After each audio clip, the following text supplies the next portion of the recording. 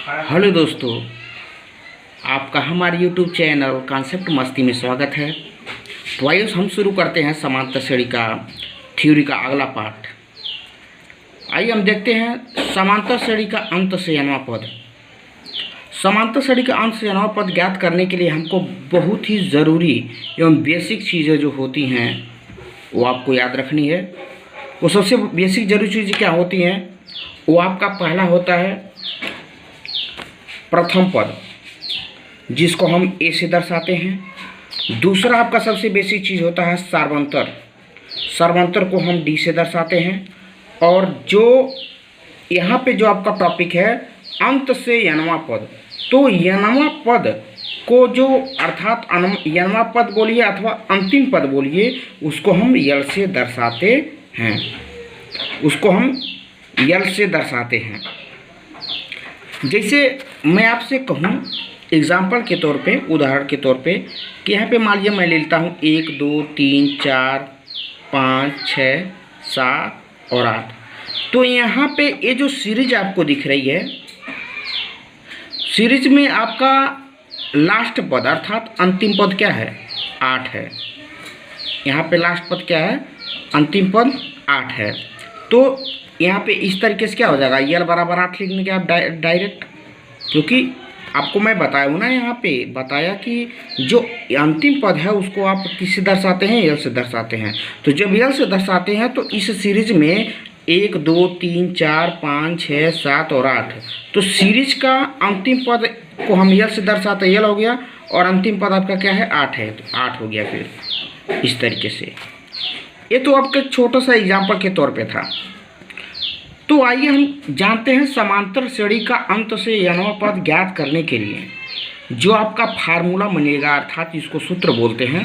उस सूत्र को हम उत्पत्ति कैसे करते हैं, उसका कॉन्सेप्ट, उसका थ्योरी हम देखते हैं। जैसे मान लीजिए समांतर श्रेणी होती क्या है? मैंने आपको इसके पहले वाले वीडियो में बताया था कि समांतर श्रेणी वह श्रेणी होती है जिसमें प्रथम पद में अथवा किसी पद में एक निश्चित पद को, निश्चित पद क्या होता है? आपका सार्वंतर होता है। यानी किसी पद में एक निश्चित पद को जोड़ने अथवा घटाने पे जो सीरीज प्राप्त होती है उसी को हम क्या बोलते हैं? समांतर श्रेणी कहते हैं। तो यहाँ पे देखिए, ये प्रथम पद ए हो गया, ए में आपने सार्वंतर डी को जोड़ा, कितना हो गया? ए प्लस डी हो गया। और इसी में अगर आप डी जोड़ देंगे तो ए प्लस डी है, यह प्लस डी, तो डी प्लस डी 2d हो जाएगा, ए प्लस 2d हो जाएगा। इसी तरीके से ए प्लस 3d, ए प्लस 4d, ए प्लस 5d, ए प्लस 6d, इसी तरीके से चलता जाएगा। लेकिन आपको यहाँ पे समांतर श्रेणी का प्रथम से नवा पद ज्ञात नहीं करना है, बल्कि आपको ज्ञात करना है अंत से नवा पद। इसलिए जब अंत से नवा पद आपको ज्ञात करना है तो आपको यहाँ पे देखना पड़ेगा क्या, कि देखिए अंत से यनवां पद आपका क्या दिया हुआ है? यल दिया हुआ है। तो मैं बोला हूँ अगर आप अंत से देखेंगे तो इसमें कुछ जोड़ा हो गया तभी तो यल बना होगा ना। तो जो जोड़ा गया है मैं उसी को घटा दूंगा तो उसके पहले वाला पद मिल जाएगा। और इसमें जो निश्चित संख्या होती है अर्थात सार्वंतर, अब इस सार्वंतर में से उस घटा देंगे तो अगला पद मिल जाएगा। तो इस मान लीजिए यहाँ पे क्या है? आपका अंतिम पद यल है। तो जब ये अंतिम पद यल है तो हम करते क्या है? यल अंतिम पद है, इसमें से एक सार्वंतर जो होता है उसको घटाएंगे तो अंत से दूसरा पद मिलेगा। क्या मिलेगा? अंत से दूसरा पद। देखिए आपके सामने दिख रहा है, ये आपका अंतिम पद हो गया। और अंतिम पद में जब एक डी घटाएंगे तो अंत से क्या हो जाएगा? दूसरा पद हो जाएगा। अब इसी में यल माइनस डी में अगर आप एक और डी घटा देंगे तो आपका क्या हो जाएगा? ये यल माइनस 2d हो जाएगा और ये क्या हो जाएगा? तीसरा पद हो जाएगा। तीसरा पद हो जाएगा। तो आइए हम देखते हैं अब क्या इसका फार्मूला किस तरीके से करते हैं। अब देखिए, जो आपका लास्ट पद है अंतिम पद, उसको देखिए, अंतिम पद क्या हो गया? आपका यल हो गया। हम यल को इस तरीके से भी लिख सकते हैं, यल माइनस, अगर हम एक में से एक को घटा दें, हम इसलिए इसको कर रहे हैं क्योंकि आपको पता होगा कि जो भी समांतर श्रेणी होती है उसमें सबसे मुख्य भूमिका होती है प्रथम पद ए का, सार्वंतर डी का, और हम अगर अंतिम पद निकाल रहे हैं तो यल का मतलब होता है महत्वपूर्ण योगदान है। इसलिए हम इसको ए, डी और यल में एक रिलेशनशिप, एक संबंध ज्ञात करने की कोशिश कर रहे हैं। इसने देखिए अंतिम पद बराबर यल हो गया। हम यल को इस तरीके से लिख सकते हैं, यल माइनस कोष्टक में अगर हम एक में से एक घटान देंगे तो 0 हो जाएगा, 0 इंटू डी अर्थात यल ही बचेगा। उसके बाद से अंत से दूसरा पद, देखिए अंत से दूसरा पद आपका क्या है, ए वाला है। तो अंत से दूसरा पद के लिए क्या करेंगे, यल था, एक डी घटाएंगे तब तो दूसरा पद मिलेगा ना। यहाँ पे देखिए यल माइनस डी, तो यल माइनस डी हो गया।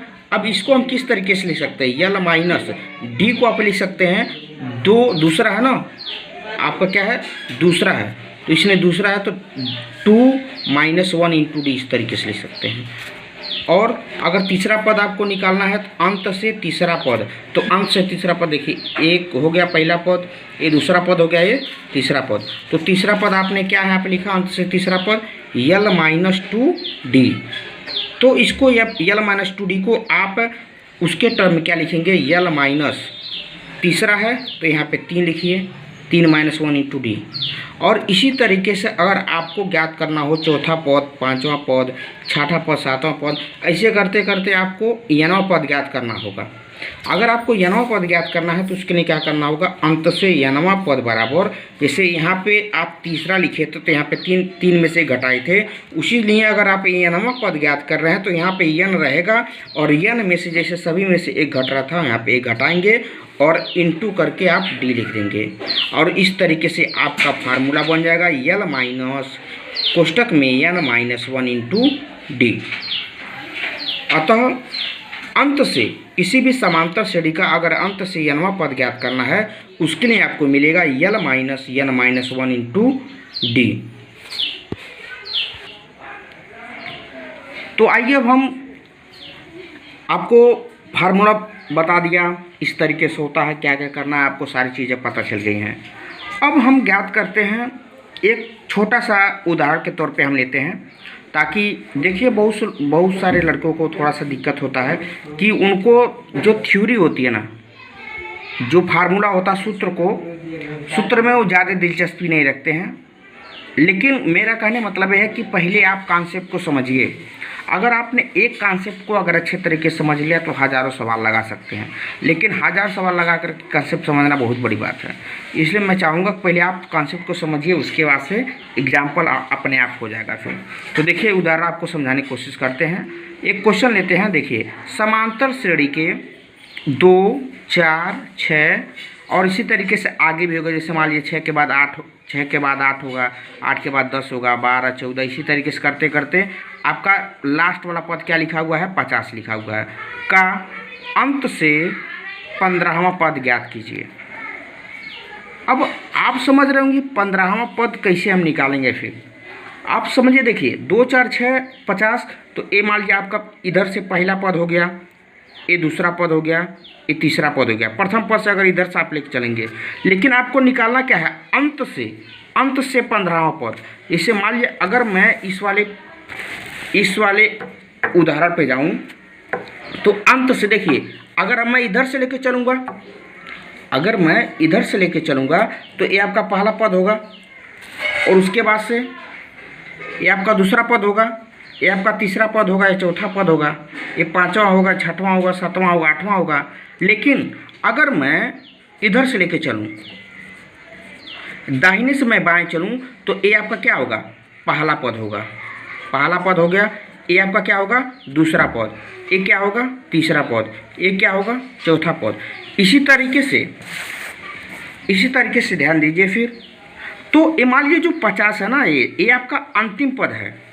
तो आपको ज्ञात करना है 50 से, अब इसको लेते हुए पहला पद ये हो गया, इसके पहले भी कोई एक पद होगा, दूसरा पद हो जाएगा वो, इसके पहले एक और होगा, तीसरा पद हो जाएगा। ऐसे करते करते आपको 15वें पद तक जाना है और ये पता करना है। देखिए ये आपका लास्ट वाला हो गया और इस एक लास्ट यानी कि अंतिम पद है। तो आपको क्या ज्ञात करना, अंत से 15वां पद, यानी कि 50 मान लीजिए पहला पद हो गया। इसी तरीके से यहाँ पे कोई दूसरा पद आएगा, यहाँ पे कोई तीसरा पद आएगा, यहाँ पे चौथा पद, करते करते आपको कोई एक 15वां पद मिलेगा। तो वही आपको पता करना है कि 15वां पद जो होगा 15वां पद उसकी वैल्यू क्या होगी, अर्थात उसका मान क्या होगा। जैसे अंतिम पद 50 है, उसी तरीके से एक कोई वैल्यू मिलेगी 15वां पद, तो वही आपको ज्ञात करना है। तो सबसे पहले इसमें हम क्या निकाल लेते हैं, सर्वांतर निकालते हैं। जो आपका फार्मूला दिया हुआ है वो उस फार्मूले से हम क्या निकालते हैं, सर्वांतर निकालते हैं। तो यहाँ पे देखिए आपका इधर से 2, 2, 4, 6 और डॉट डॉट करके 50 दिया हुआ है। तो हमने आपको सर्वांतर के लिए सबसे इजी तरीका बताया है कि सबसे पहले इसमें करते क्या है, अगर आपको कोई भी क्वेश्चन दिया गया है तो सबसे पहले आप कोशिश कीजिए कि हम सर्वांतर निकालें। और सर्वांतर निकालने का सबसे अच्छा तरीका ये होता है कि सर्वांतर डी बराबर क्या हो जाएगा, दूसरा पद माइनस पहला पद। तो दूसरा पद क्या आपका 4 है और पहला पद क्या है आपका 2 है, 4 - 2। अथवा आप इसके अगले पद से तीसरा पद क्या है 6 हो गया और दूसरा पद क्या होगा 4 हो गया। तो 6 - 4, इसका अंतर और इसका अंतर, दोनों का अंतर बराबर होगा। और आप जानते हैं कि सर्वांतर हमेशा क्या रहता है, बराबर रहता है, कांस्टेंट रहता है, अर्थात अचर रहता है। इस तरीके से आपका डी निकल गया, सर्वांतर निकल गया। उसके बाद से आपका अंतिम पद यल, तो अंतिम पद यल आपका दिया हुआ है यहाँ पे 50, यहाँ पे 50 लिख दिए। और आपका सूत्र जो कहता है अंत से यनमा पद बराबर यल माइनस कोष्टक में n-1 इंटू डी से। तो अंत से आपको क्या ज्ञात करना है, 15वां पद ज्ञात करना है। तो अंत से 15वां पद बराबर यल माइनस, तो यल के जगह पे क्या रखेंगे, यल के बाद 50, यहाँ पे 50 रख दिया, माइनस है माइनस रखे, कोष्टक लगाया। यन के जगह पे आपको क्या ज्ञात करना है, 15वां। तो यन की वैल्यू, यनवा पद, देखिए यनवा पद, तो यन बराबर यहाँ पे क्या दिया हुआ है, 15 दिया हुआ है। क्या दिया हुआ है, 15। तो 15 यहाँ पे रख दिए यन के जगह पे, -1, तो -1 यहाँ पे इंटू डी की वैल्यू आप तुरंत निकाले हैं 2, यहाँ पे 2 रखिए, ठीक। तो 50, तो 15 में से 1 जाएगा 14 हो जाएगा, 14 दूनी 28, अर्थात 50 में से आप अगर 28 घटाएंगे तो कितना हो जाएगा आपका, 22 हो जाएगा। अर्थात इस तरीके से आपको पता चल गया कि समांतर श्रेणी ये जो दी हुई है आपकी, ये जो आपको समांतर श्रेणी दी हुई है, इसका, इस समांतर श्रेणी का अंत से जो 15वां पद है, देखिए ये अंत है, इसके करते करते कोई 15वां पद आया होगा, उसकी जो वैल्यू कितनी आपकी आ रही है, उसकी वैल्यू आपको 22 आ रही है। इसलिए आपका यहाँ पे क्या हो जाएगा, आपका ये आंसर हो जाएगा, यही आपका क्या हो जाएगा, आंसर हो जाएगा। और भी आपको बहुत सारे मेथड, फार्मूले आपको देखने को मिलेंगे। बने रहिए हमारे साथ, आपके यूट्यूब चैनल कॉन्सेप्ट मस्ती में बहुत सारी। अगर आपको वीडियो अच्छा लगा तो कृपया शेयर कीजिए, सब्सक्राइब कीजिए और लाइक कीजिए। धन्यवाद।